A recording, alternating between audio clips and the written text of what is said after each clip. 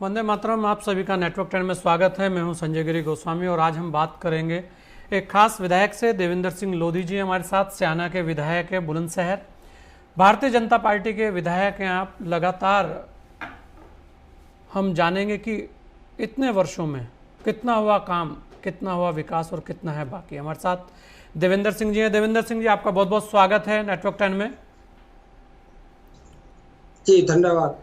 देवेंद्र सिंह जी, क्योंकि कोरोना जैसी महामारी के बीच में लगातार आप भी घूमते रहे हैं, बहुत सारी चीज़ें सामने आई है। अब अगर हम बात करें तो क्या वास्तव में ऐसा नहीं लगता कि जो अस्पताल हैं, अच्छे अस्पताल और खासकर ग्रामीण क्षेत्रों के लिए ग्रामीण अस्पताल की व्यवस्थाएं होनी चाहिए, उसे लेकर अब आपके क्या प्रयास रहेंगे? देखिए, लगभग हमारी विधानसभा में 200 गांव हैं और पहली लहर जो ही वो निकल चुकी है और दूसरी लहर जो चल रही है। और कोरोना के बीच जो हमारे यहाँ अस्पताल हैं, जो जी, मेरी आवाज ना आ पा रही क्या? हाँ जी, आ रही है आपकी आवाज, बोलिए जी। हाँ, जो हमारे ग्रामीण क्षेत्र में जो भी अस्पताल हैं, उनका सबका उनमें सुधार किया है। उनमें बेड बढ़वाए, ऑक्सीजन सिलेंडर भी बढ़वाए इनमें, और जो वेंटिलेटर है वो भी बढ़वाए, और जहाँ जो भी कमी वो सब बढ़वाई है। वो हमने जो भी हमारे वहाँ में अस्पताल है वो हमने गोद लिए, जो कमियां वो सब दुरुस्त करी हैं। सिटी स्कैन की मशीन है, एक्सरे मशीन है, सब उसमें बढ़वाई गई। जी देवेंद्र जी, ये तो लगातार बढ़वाई जा रही है और हम देखें तो सरकारी स्तर पर भी इन क्षेत्रों में दी जा रहा है, सामान दिया जा रहा है, जो भी है। लेकिन हम ये कहेंगे कि अब जो स्थिति है उसे देखते हुए, क्योंकि तीसरी लहर की भी बात हो रही है और भी बहुत कुछ कहा जा रहा है, कह रहे हैं बच्चे भी प्रभावित होंगे, तो ऐसे में जो सेंटर हैं, जैसे बुलंदशहर तो बहुत सारे अस्पताल हैं, मिल जाएंगे, लेकिन जिस तरीके से आपका क्षेत्र है वहां पर एक बड़े अस्पताल के लिए क्या आप प्रयास कर सकते हैं? क्या वहां एक बड़ा अस्पताल खोलने पर विचार हो सकता है? नहीं, बड़े अस्पताल मेरे यहाँ 2 हैं। जी, सरकारी की हम बात कर रहे हैं। हाँ, सरकारी अस्पताल जी, बड़े अस्पताल है।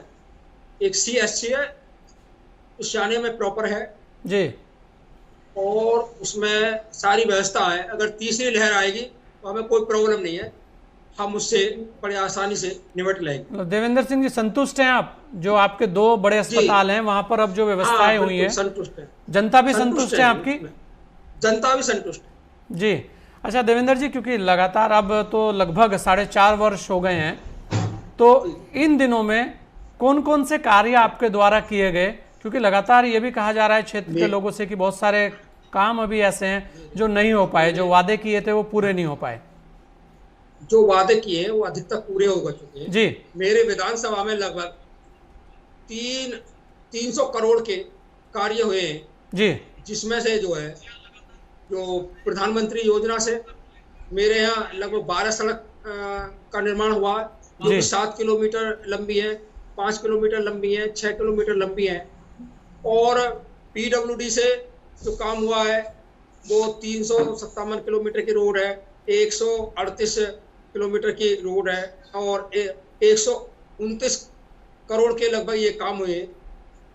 और सबसे बड़ा काम हुआ मेरी विधानसभा में, जो प्रयागराज तक जाता है गंगा एक्सप्रेस वे, उसका अधिकतर भाग मेरी विधानसभा में होकर गुजरता है।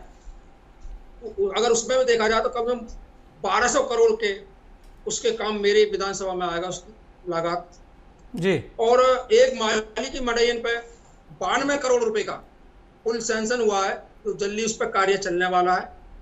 और 5 करोड़ रुपए तुरंत आर्थिक विकास योजना के तहत गांव ग्रामीण क्षेत्र में लगाए हैं। अपनी निधि से मैंने लगभग 3 बार मेरे को मिली है, 5 करोड़ एक बार पूरी विधानसभा में लगे, और दोबारा जो है 1.5 करोड़ और लगा है। और अभी मैंने अस्पतालों को 50 लाख रुपए एक अस्पताल को दिए हैं, और एक दूसरा अस्पताल है जो हमारे यहाँ PSC है उसको दिए। तो विकास के कार्य हमारे यहाँ, विकास की तो पूरे हुआ में गंगा बह रही है और विकास के अधिकतर कार्य हुए। देवेंद्र सिंह जी, शिक्षा को लेकर क्या प्रयास आपके रहे हैं? शिक्षा को लेकर हमारे यहाँ एक तो डिग्री कॉलेज ऑलरेडी है, कन्या डिग्री कॉलेज बने हैं, और इंटर कॉलेज है, प्राइमरी कॉलेज है। शिक्षा हमारे यहाँ बच्चों के लिए पर्याप्त है। और मैं जनता की समस्या लेते हुए माननीय मुख्यमंत्री से समय समय पर मिलता रहा हूँ। मैंने अपने विधानसभा में एक इंजीनियरिंग स्कूल के लिए भी मांग की है। जी देवेंद्र जी, क्योंकि इंजीनियरिंग स्कूल की आपने मांग की है तो बहुत ही अच्छी बात है।